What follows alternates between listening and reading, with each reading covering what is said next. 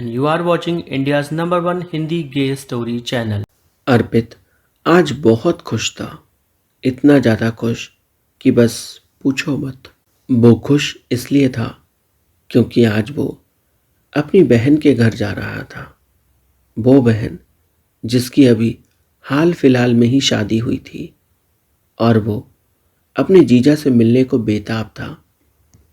जब उसकी बहन की शादी हुई थी उस वक्त उसके बोर्ड के एग्ज़ाम चल रहे थे और हॉस्टल में रहने की वजह से वो अपनी खुद की बहन की शादी अटेंड नहीं कर पाया था। इसका उसे बहुत दुख था, पर आज वो सारे दुखों को भुलाकर मिलने को बेताब था। ट्रेन में बैठा और निकल पड़ा बरेली के लिए। वो लखनऊ से बरेली जा रहा था। ट्रेन के चालू होते ही अर्पित ने शरारतें शुरू कर दी। ट्रेन के बाहर खड़े हुए आदमियों को देख देख कर अर्पित कुछ न कुछ इशारे कर रहा था। वो भी तब जब ट्रेन चलने लगी थी। किसी किसी का तो उसने खून खौला दिया था। कभी मुंह ही मुंह में किसी को वो गाली बक रहा था तो कभी किसी को चुम्मा फेंक फेंक के दे रहा था। लोग समझ नहीं पा रहे थे कि कैसे रिएक्ट करें, हंसे या चिढ़ जाएं, और अर्पित पूरी तरह से लोगों के मजे ले रहा था। अभी तो बस 1 घंटा ही बीता था कि अर्पित बोर होने लगा था, तो उसने सोचा क्यों ना थोड़ा अपना फ़ोन का इस्तेमाल किया जाए। उसने अपना फ़ोन निकाला और इंस्टाग्राम पर अपने जीजू की प्रोफाइल को ढूंढने लगा। ढूंढते ढूंढते उसे आखिर प्रोफाइल मिल ही गई। उस प्रोफाइल में घुसा तो दीदी और जीजू के ढेर सारे फ़ोटोज़ थे, जहां दोनों अपने प्यार को पूरी तरह से दुनिया के सामने रख रहे थे। ये देखकर अर्पित को बहुत खुशी हुई कि उसकी बहन किसी अच्छे आदमी के साथ है। उसने अपने जीजू के फॉलोअर सेक्शन में जाकर देखा कि आखिर वो किस किस को फॉलो कर रहे हैं। वहाँ पर उसे एक बहुत ही हैंडसम सा लड़का दिखा, बेहद हैंडसम। इतना हैंडसम कि अर्पित के दिल में पहली बार कुछ हलचल हुई। उसके पेट में मानो लाखों तितलियां एक साथ उड़ने को बेताब थीं। अर्पित समझ नहीं पाया कि आखिर ये हो क्या रहा है। उसे ऐसा अपने हॉस्टल में भी महसूस होता था। जब भी कभी वो किसी हैंडसम लड़के को देखता था और उसके साथ में जो लड़के रहते थे उनमें से एक पर तो उसका पूरा क्रश था। उसका नाम मनु था। मनु जो कि साउथ इंडिया से था और अर्पित नॉर्थ इंडिया से। मनु को हिंदी नहीं आती थी सही से और अर्पित को कन्नड़ा नहीं आती थी। दोनों टूटी फूटी इंग्लिश में एक दूसरे से बात किया करते थे। जब कभी भी मनु किसी और से बात करता था तो अर्पित के तन बदन में आग फूंक जाती थी कि आखिर ये किसी और से बात क्यों कर रहा है। मैं हूं ना इसका अकेला दोस्त। अर्पित खुद को लाख समझाने की कोशिश करता था पर वो समझा नहीं पाता था।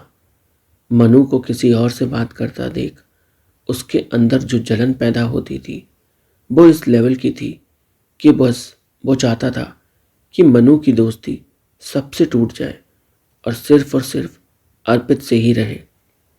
हॉस्टल में उनका एक ग्रुप था, लेकिन अर्पित ने अपनी इस जेलेसी के चलते उस ग्रुप के ऐसे टुकड़े किए थे कि उन्हें दोबारा जोड़ पाना भी मुश्किल था। और उसी सब में अर्पित ने एक पंच भी खाया था और ये पंच उसे मारा था गौरव ने, क्योंकि अर्पित ने बोल दिया था कि गौरव की गर्लफ्रेंड मन्नू के पीछे पड़ी है और ये बात मन्नू ने गौरव को बता दी थी, जिससे गौरव चिढ़ गया था। अर्पित के लिए तो ये सब मजाक था। उसने ऐसा इसलिए किया था क्योंकि गौरव की गर्लफ्रेंड प्रिया मनु से कुछ ज़्यादा ही बातें करने लगी थी। दोनों एक दूसरे के साथ इतना ज़्यादा टाइम स्पेंड करने लगे थे कि आखिर अर्पित को जलन होना तो तय था ही। इसी बीच जब सब कुछ शांत हो गया और ग्रुप के टुकड़े हो गए तो मनु और अर्पित इनकी बात भी आपस में होना बंद हो गई। अर्पित ने सोचा था कि एग्ज़ाम के बाद वो मनु को मना लेगा, पर उससे पहले ही मनु साउथ इंडिया को लौट गया। उसने फैसला कर लिया था कि अब वो अपनी पूरी पढ़ाई वहीं से करेगा और अब वो यहाँ नहीं रुकेगा। मनु के जाने के गम में अर्पित पागल सा हो गया था। वो छटपटाता रहता था, किसी से अपने दिल की बात नहीं कह पाता था, क्योंकि अपने दिल की बात कहने के लिए उसे पहले अपने दिल को समझना भी जरूरी था, जो कि उसे पता नहीं था। दोस्तों, इंटरप्ट करने के लिए सॉरी, बट प्लीज़ आप सभी लोग चैनल को सब्सक्राइब करिए, वीडियो को लाइक करिए, कमेंट में हार्ट छोड़िए, साथ ही इस वीडियो को अपने दोस्तों के साथ शेयर जरूर करिएगा। मनु और अर्पित बस अब सिर्फ ख्यालों में रह गए थे। अर्पित को बड़ा दुख था कि उसकी एक गलती की वजह से उसका इतना अच्छा दोस्त चला गया। ट्रेन में बैठा बैठा वो बस उसको ही याद कर रहा था और अपने जीजू की प्रोफाइल को स्क्रॉल कर रहा था। स्क्रॉल करते करते वो कुछ ज़्यादा ही नीचे चला गया, जीजू के पुराने समय में, जहाँ जीजू ने शर्टलेस होके फ़ोटो डाले हुए थे। क्या गजब की बॉडी थी उनकी। बस अर्पित तो बस देखता ही रह गया। वो अपने जीजू की फ़ोटो को जूम कर करके देख रहा था। उनके डोले शोले, चेस्ट और बदन के कटाव अर्पित को अजीब सा महसूस हो रहा था। वो अपने जीजू की तरफ खिंचा चला जा रहा था और उसे समझ में नहीं आ रहा था कि आखिर ऐसा क्यों हो रहा है। तभी थोड़ा और स्क्रॉल करते हुए जीजू की फ़ोटो उसी हैंडसम लड़के के साथ मिल गई जिसे मन्नू ने अभी अभी फॉलोअर्स में देखा था। वो लड़का भी जिम जाता था। जीजू और उसका फ़ोटो जिम का ही था। दोनों शर्टलेस थे। उस लड़के ने तो सिर्फ ब्रीफ पहनी हुई थी। अर्पित ने एक घूंट घुटका, मानो गले से उसने कुछ निगल लिया हो। अर्पित उस फोटो को इतना जूम कर करके देख रहा था कि उसने अपनी आंखों में उस आदमी को पूरी तरह से बसा लिया था। अर्पित के मन में एक पल को आया, यार ये कितना हैंडसम है, काश ये मेरा होता। जैसे ही अर्पित के दिमाग में ये आया, उसने खुद को डांटा और बोला, अरे ये मैं क्या सोच रहा हूँ, मैं एक लड़का हूँ, मैं किसी और लड़के के बारे में ऐसा कैसे सोच सकता हूँ। नहीं नहीं, ये सब गलत है। अर्पित खुद को अभी समझा ही रहा था कि तभी ट्रेन किसी और स्टेशन पर रुकी। अर्पित का ध्यान फिर से ट्रेन के बाहर था। वो ट्रेन के चलने का इंतज़ार कर रहा था। धीरे धीरे कर ट्रेन दोबारा से 5 मिनट में चलना शुरू हुई। अर्पित हाथ दे देकर लोगों को अपनी ओर बुला रहा था। 2 आदमियों ने अर्पित की ओर देखा और अर्पित ने चलती ट्रेन से उन लोगों को मुंह में ही गाली दी, जिसे सुनकर दोनों आग बबूला हो गए। ट्रेन अभी काफ़ी धीमी थी। दोनों ने भागना शुरू किया और अर्पित का दिल उसके मुंह में आ गया। उसे लगा आज तो वो गया, दोनों उसको बहुत जम के पीटेंगे। अर्पित अपनी जगह से उठकर इधर उधर भागना चाहता था कि तभी ट्रेन ने स्पीड पकड़ ली। वो दोनों आदमी गेट के पास लगभग आ ही गए थे, पर इतनी तेज ट्रेन में चढ़ पाना उनके लिए भी बहुत मुश्किल था। दोनों अर्पित की बोगी का इंतज़ार करने लगे कि उनके सामने से पास हो, और जैसे ही पास होने को थी उन्होंने देखा कि अर्पित तो वहाँ था ही नहीं। वो लोग उधर उधर देखने लगे, तब तक ट्रेन काफ़ी आगे निकल गई थी। अर्पित बाथरूम में जाके छुप गया था। वहाँ से बाहर निकला और वापस आकर अपनी सीट पर बैठा। उसने राहत की सांस ली। आज उसे बढ़िया सबक मिलने वाला था, एक लंबा, एक बढ़िया सबक जो वो हमेशा ज़िंदगी भर याद रखता, क्योंकि वो हमेशा ऐसे ही मस्ती करता है और उसके दोस्त उसे हमेशा समझाते थे कि ऐसा मत कर, किसी दिन बुरा फंसेगा। पर अर्पित कहाँ सुनने वाला था। अर्पित इंतज़ार में था कि अगला स्टेशन कब आएगा, कि तभी एक लड़का आकर अर्पित की सीट पर बैठ गया। अर्पित ने उसकी तरफ देखा तब वो अर्पित से बोला, थोड़ी देर के लिए बिठा लो ना यार, बस थोड़ी देर के लिए, मेरी सीट कंफर्म नहीं हुई है इसलिए। अर्पित ने भी ज़्यादा कुछ सोचा नहीं और उसे अपनी सीट पर बिठा लिया। उसके मन में तो बस अपनी जीजा के दोस्त का ख्याल था, वो हैंडसम आदमी जिसे देखकर अर्पित के मन में आया था कि काश ये अर्पित का होता। ट्रेन ने तो रफ्तार पकड़ ली थी और इधर अर्पित की धड़कनों ने भी।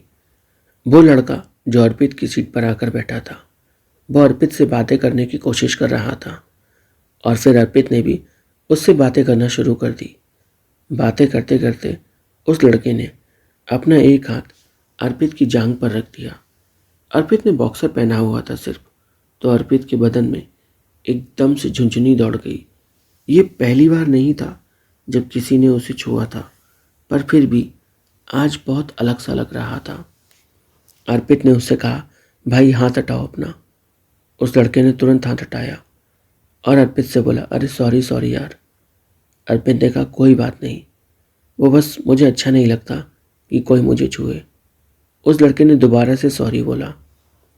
दोस्तों, इंटरप्ट करने के लिए सॉरी, बट आप सभी लोग चैनल को सब्सक्राइब कीजिए, वीडियो को लाइक कीजिए, कमेंट करिए और अपने किसी एक दोस्त के साथ शेयर करिए, क्योंकि वो बहुत ज़रूरी है मेरे लिए।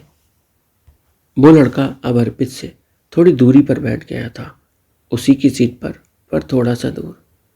अर्पित ने उससे कहा, और तुम कहाँ जा रहे हो? वो बोला, मैं बरेली जा रहा हूँ। अर्पित ने उससे कहा, अरे मैं भी तो बरेली ही जा रहा हूँ। तुम बरेली में किसके यहाँ जा रहे हो? कहाँ जा रहे हो?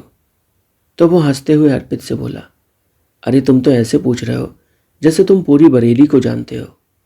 अर्पित ने कहा, जीजा रहता है अपना वहाँ पर, तो पूरी बरेली को ही जानूंगा। अच्छा अच्छा, ऐसी बात है क्या? उस लड़के ने कहा। अच्छा वैसे तुम्हारा नाम क्या है? अर्पित से उसने नाम पूछा। मेरा नाम अर्पित है, और तुम? मेरा नाम नीरज है। हेलो नीरज, मैं अर्पित, तुमसे मिलकर अच्छा लगा। और बताओ क्या चल रहा है तुम्हारा? मेरा तो फिलहाल अभी कुछ खास नहीं चल रहा, बस यूं ही घूमने निकले हैं, देखते हैं ज़िंदगी कहाँ लेकर जाती है। अरे तुम तो बड़े गंभीर हो गए, तुम मेरी ही उम्र के लग रहे हो, तो ऐसी लंबी लंबी बातें क्यों कर रहे हो कि ज़िंदगी कहाँ जाती है? ऐसा क्या देख लिया तुमने ज़िंदगी में जो तुम ज़िंदगी से इतना भाग रहे हो?